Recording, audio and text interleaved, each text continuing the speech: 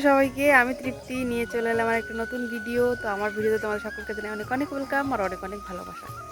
তো বাড়িতে এসেছি আজকে প্রায় 9-10 দিন হয়েই গেছে। তো যাওয়ার সময়ও চলে এসছে, কিন্তু একদিনেও ভিডিও অন করিনি আর করিও নি। এখনও নিশ্চয়ই কথা শুনে বুঝতে পারছো আমার শরীরটা খুবই খারাপ। তো ওই জন্য কোনো ভিডিও করা হয়নি, শুধু আসাই যা হয়েছে আমার বাড়িতে। না কোথাও গেছি, না কোনো মজ মস্তি, বাস বিছানায় শুয়ে শুয়ে শুধু কাশি আর কাশি। তো যাই হোক, এখন বাজে ঘড়িতে প্রায় ওই 8টা মতো।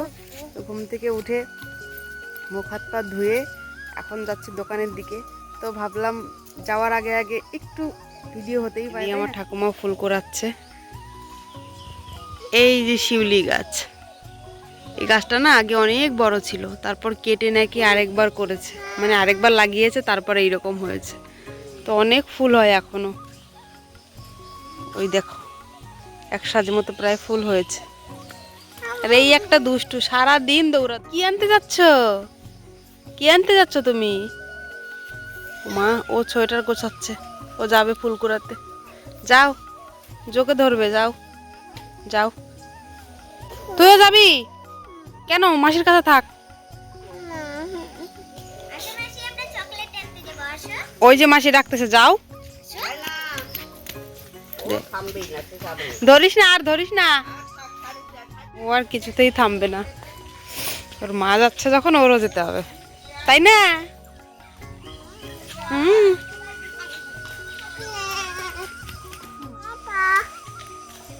আমার এই ব্যাংকটা এখনো কোথাও গেলে একদম লাফ দিয়ে কোলে উঠে পড়বে, তাই না? কত করে বললাম থাক বড় মার কাছে, মাসির কাছে, না আমার সঙ্গে যাবে। চলো, দোকান বেশি দূরেই নেই, কাছে। কদিন ধরে খুব বৃষ্টি হচ্ছে আর ঠান্ডা ঠান্ডা হাওয়াও দিয়েছে। হ্যাঁ, ওই পারে আমি জানি, ও আমাকে দেখিয়ে দিচ্ছে দোকান কোন দিকে। কোন দিকে বল? এই বাড়িতে কাপড় মেলেছে নাকি পর্দা টাঙিয়েছে? আসলাম দোকান থেকে, দোকানের জিনিসপত্র যা নেওয়া হয়ে গেছে। এখন বাড়ির সামনেও চলে এসেছি। দূরে নয় দোকান, কাছেই। হাঁটতে চলতে ভালো লাগে না, শরীরটা এত দুর্বল, মন চায় শুধু ঘুমিয়েই থাকি। আর শুয়ে থাকলেও বেশি সময় ভালো লাগে না, ওই জন্য আবার উঠতেই হয়। মানে শরীরের যে কি অবস্থা, কি করে বোঝাই। দেখো দেখো দেখো, ওই ওই ওই ওই ওই ওই কি করতে গেছিস? চলে এসে রান্নাঘরে, এখন একটু চা বানাবো। আসলে আমার দাদু ঠাকুমা না ওই দুধের চা খায় না, লাল চা খায়। আমার প্রত্যেকদিন লাল চা ভালো লাগে না, যদিও বা লাল চা খাওয়াটা ভালো, কিন্তু আমার ভালো লাগে না। ওই জন্য আমি একটু আমুল পাউডার কিনে নিয়ে আসি। সেই জন্য আমার ক্ষতিও হয় আমুল পাউডার খাওয়ার জন্য, তবু আমি খাওয়াটা আর কি বাদ দিই না। তো এই হচ্ছে পরিস্থিতি। তো আজকে ময়দা আনতেই গেছিলাম, নিয়ে এসেছি ময়দা, আটা নিয়ে এসেছি। আর আজকে হবে ঘরে কি দেখাই। দিন ধরে আমার দাদু পাগল হয়ে গেছে, ঘুগনি বানা ঘুগনি বানা। তাই কালকে ঠাম্মা মটর ভিজিয়ে রেখেছে, আজকে বানাতে হবে। চা বানিয়ে খাওয়া হয়ে গেল, ওই যে কাপগুলো এখনো ওখানেই আছে। আর আমার মেয়ের বায়না, ও চা খাবে, ওকে দেইনি বলে কান্নাকাটি। কি হলো কি হলো কি হলো কি হলো? মাসি ওই দিক দিয়ে হাত মেলেছে, এই দিক দিয়ে ভাগ্নি দৌড়। হায় হায় রে, কি ভালোবাসা। কোথায় যাবি, কোথায় যাবি? কোন মামি বাড়ি? চপ্পল নিয়ে যা। আবার দাও, আবার দাও। হয় নাই, হয় নাই। সকালের ব্রেকফাস্ট আমাদের ঘুগনি আর পুরি। সেই হয়েছে, সেই। ওইদিকে জল ফেলে দিয়েছি আমি। দারুণ হয়েছে, দারুণ দারুণ হয়েছে। হ্যাঁ, দারুণ হয়েছে। তোমাকে দেখাবো, বলো। লবণটা একটু কম হয়েছে। এখন বাজে ঘড়িতে প্রায় ওই 12:30 মতো। স্নান করে চলে আসলাম, মেয়েকেও স্নান করিয়েছি। আর এখন এইখানে এসেছি মেয়ের চপ্পল খুঁজতে। এই কাকার গাড়িতে বসেছিল, তো এখানে একটা চপ্পল ঘরে আর একটা চপ্পল পাচ্ছি না।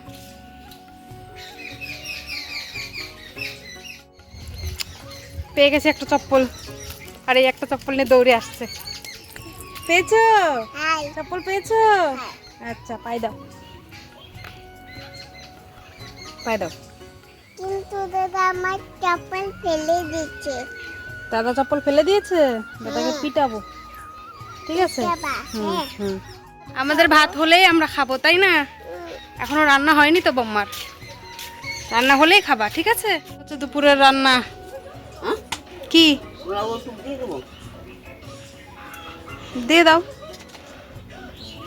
এখন বিকেল বাজে ঘড়িতে ওই 4:30 মতো, একটু পরেই অন্ধকার হয়ে যাবে। তবু আমাকে রেডি হয়ে বেরোতে হলো, শুধুমাত্রই ছেলেমেয়ের জন্য। বিশেষ করে আমার ছেলেটা বেশি পাগল হয়ে গেছে ওর মাসির বাড়িতে যাওয়ার জন্য। তো ভাইফোঁটার পরের দিনে তো বোন বাড়িতে চলে গেছিলো। তো আমার তো খুব শরীর খারাপ ছিল, ও বলেছিল যেতে, কিন্তু আমি যেতে পারিনি। আর সেই সময় মাসির সঙ্গে যাওয়ার জন্য অয়নও খুব কান্না করছিল, কিন্তু আমি পাঠাতে সাহস পাইনি, কারণ বোনের বাড়িতে কাজবাজ অনেক আছে। আর ওর দুটো সঙ্গে আমার একটা গেলেও কীভাবে সামলাবে তিনটিকে বলো। তো সেই জন্য সাহস করে ওকে পাঠাতে পারিনি। আর এখানে তো চারিদিকটা খোলামেলা, বাচ্চারা এক জায়গায় তো থাকেই না, এদিক ওদিক ছোটাছুটি করে।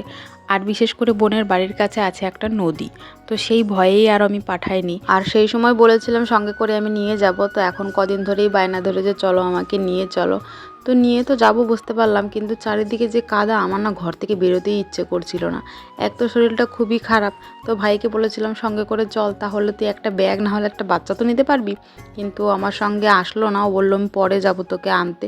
তো আমি যে থাকবো না জানো, একটা রাতই শুধু থাকবো, তবুও আমাকে যেতেই হলো। এদিকে বোনও ফোন করে করে পাগল করে দিচ্ছে। অবশেষে অনেক কষ্ট করে এক মাথা কাদা ভেঙে ওদের বাড়ি পৌঁছালাম। তো ওদের বাড়িতে এসে আর কোনো ভিডিও কন্টিনিউ করিনি। তো চলো আজকের মতো ভিডিওটা এখানেই শেষ করি। সবাই ভালো থেকো, সুস্থ থেকো, দেখা হবে অন্য কোনো ভিডিওতে। চলো টাটা।